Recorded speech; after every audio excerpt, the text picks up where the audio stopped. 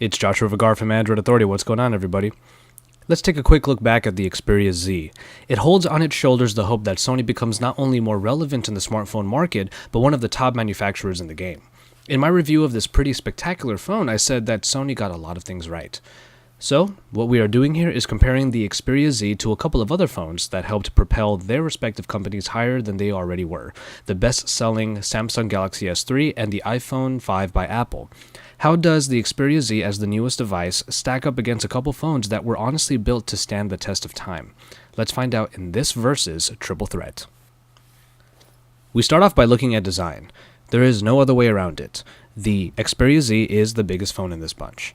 The black slate look is further enhanced by the completely flat design found all around and the rectangular shape that you honestly don't see enough of anymore. The big power button and volume rockers are found together on the right side of the phone, right where your thumb would land. All ports are covered by a tethered piece of material to help with the phone's water resistance, and it also keeps it quite literally flat all around. The glass all around helps make this one of our favorite looking phones, but it is an incredible fingerprint magnet. Samsung's Galaxy S3 has arguably the most endearing design to date, as many phones have been modeled after the phone giant's more rounded look. The 4.8-inch screen lends itself to a smaller form factor that is easier to grip. The button layouts are signature Samsung, with the power button on the right side opposite the volume rockers. The home button below the screen is flanked by menu and back buttons.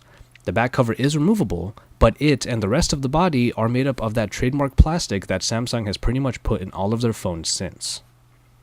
And with the iPhone 5, we have the smallest phone of this comparison. Apple took a stand against large screens and kept the one on the 5 the same width as the 4, just a little bit taller. The smaller size does make this the easiest phone to grip and hold without needing to adjust too often. The buttons are signature Apple, with the power button at the top, with the volume buttons and the silence toggle on the left. The trademark home button is on the face below the screen. The aluminum unibody is definitely a tried and true design for Apple that has been deserving of praise. At the bottom is the controversial charging port, however, that did cause a few headaches for those with original iPhone accessories. Ultimately, I have to give the design point to the Xperia Z, primarily because it brings us a design that we haven't seen in a while, if at all. Everything these days is so rounded in the smartphone market, and honestly, I prefer this more rigid rectangular design. On top of all of that, Samsung has taken the plastic feel and look of the Samsung Galaxy S3 and has put it in pretty much all of their phones since. It's a design that honestly we're getting a little bit tired of, and as with the iPhone 5, it's basically the iPhone 4 just a little bit bigger. I give props to the Xperia Z for giving us something new. That all being said, however, when it comes to the point for feel, I have to give the second point in this comparison to the Samsung Galaxy S3. Yes, the Xperia Z is a wonderful looker, and its larger screen size gives us a lot to be happy about, but it isn't something we're completely used to yet. 2013 is the year of the 1080p screen, but any newcomers to that particular market will find a learning curve. Before you think I'm just picking on the iPhone, however, I do have to say that having a 4.7-inch phone for a while now has made me used to it. Now when I pick up an iPhone, it just seems way too small, and it feels really foreign and weird. Thus, the comfort and feel point does have to end up going to the tried and true design of the Galaxy S3. The battle for the display might seem like an uphill battle, and that is kind of true. The screen on the Xperia Z is, after all, what we're going to be seeing more of in the coming months. 5 inches and 1080p resolution. The 441 ppi pixel density also helps propel the screen to great heights in sharpness. A nice touch further is the high refresh rate, which makes this phone seem like a tiny Bravia television. The only real gripe here is the color production, which is unfortunately pretty poor for a top-tier device. Colors look a little washed out and are further hurt by the viewing angles. It might not be a deal breaker for many, but it is definitely worth a mention. The Super AMOLED display of the Galaxy S3, on the other hand, makes its already colorful TouchWiz UI pop out of the screen and basically punch you in the face. The smaller screen makes for a 720 resolution instead, and a pretty low 306 ppi pixel density. Thus, things aren't necessarily as sharp as the Xperia Z, but they're still quite viewable. Though the specs are a little bit low, the practice on this display is still ultimately pretty great, and most users these days will still be very happy with the display found on the Galaxy S3. The iPhone continues its smaller stature role by having the 4-inch display capable of 1136 by 640 resolution, and in this case, the medium level to 326 ppi pixel density. It is a very good display for its size, and it does hold its own with good color production and decent sharpness. This is actually Apple's greatest display on any of their phones, and it does deserve that praise. Now, I have been getting to know the 5-inch display phones quite well, and to be honest, I get it now. 1080p displays do a great job of making media even better than on smaller screens or lower resolution displays, or God forbid both. The Xperia Z screen is an example of our future as smartphone users. Even if the screen does have some lackluster color vibrancy, I have to admit it is still the most enjoyable time of this bunch for me, so it gets the point in display. In terms of performance, the Xperia Z has the advantage of being the newest phone.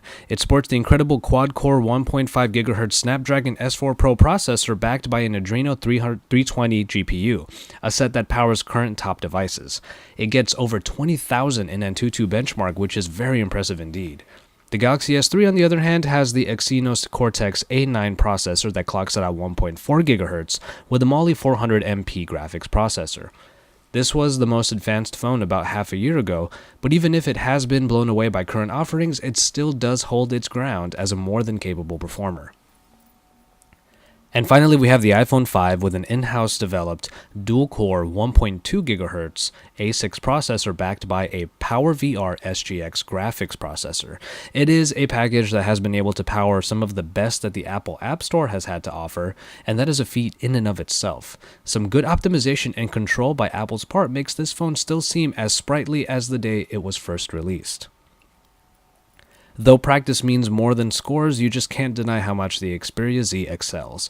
All the great scores it has been putting out definitely translate into usage, so it gets the point for great performance in this round. When we look at hardware, we look primarily at extras. Now, two features that many top-tier devices have been lacking as of late are removable batteries and expandable memory. While the unibody design of the Xperia Z does keep the battery fixed, one of the many covered ports is indeed the SD card slot. NFC and the rest of the connectivity bevy are still available here as well.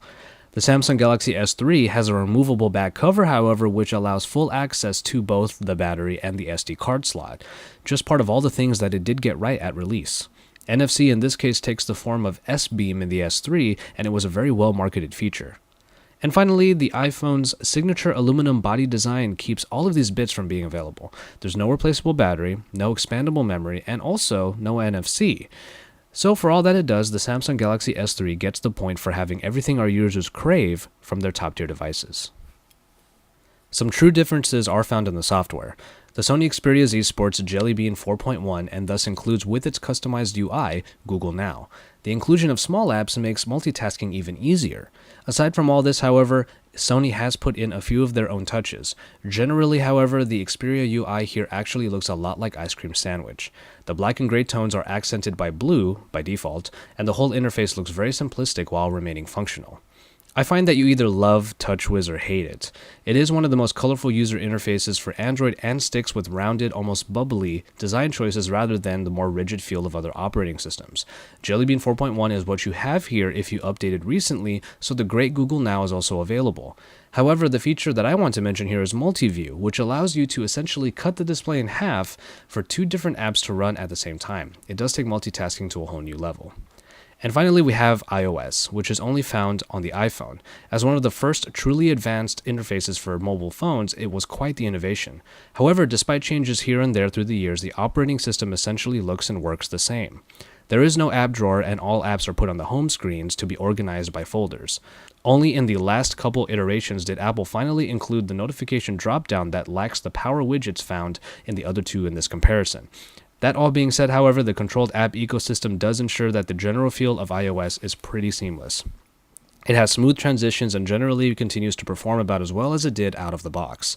Optimization in a system without fragmentation is one good advantage here. But I've never quite been a fan of the app-centric design of iOS. The lack of widgets and easy customization make iOS unappealing to me and to most Android users. If I had to pick one here, it would have to be the Xperia Z because of its simplistic design that does just enough to look good while remaining functional. And as far as multi-view goes, imagine how good that will look on a 5-inch 1080p display. And finally, we have the camera. The Xperia Z has the most megapixels in this bunch, with 13. It is definitely the biggest gun, and all those megapixels are, for the most part, used quite well. Pictures have a nice color reproduction and the details in photos are very good. Obviously, lighting takes a big role here, as it should for any photography. The Samsung Galaxy S3 with 8 megapixels, however, has largely the same kind of deal.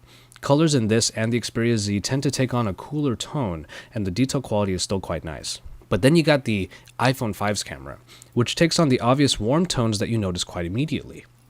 While detail is great across the board with these three cameras, this warmer tone that the iPhone gives just looks more pleasing and thus yields a more usable picture. I don't like how the iPhone 5 has very few options for tweaking the camera, as 16:9 ratio is more my style than the 4:3 that it will always do in the built-in camera app. Nonetheless, I am happy with the pictures from the Xperia Z and the Galaxy S3, but with the iPhone's camera, once used to film an entire independent film, mind you, it is definitely deserving of all of that praise. And so, there you have it. I have one point that I want to drive home here. While the Xperia Z did walk away with the most points, I look at these three phones and realize that the mere act of just picking one of these phones is really awesome. Here we have three phones with great specifications across the board for people to choose from. iPhone with the smaller screen is still one of the most capable smartphones in existence. The best-selling Galaxy S3 is the wonderfully built phone that continues to be marketed and sold for good reason. And the Xperia Z is the phone that might make Sony one of the biggest names in the smartphone market again. It is also the example here of the smartphones of our future, so it deserves its praise for being the most powerful and enjoyable of the bunch, at least for me in this comparison. So stay tuned to Android Authority because we have a lot coming in the following weeks, as we are your source for all things Android.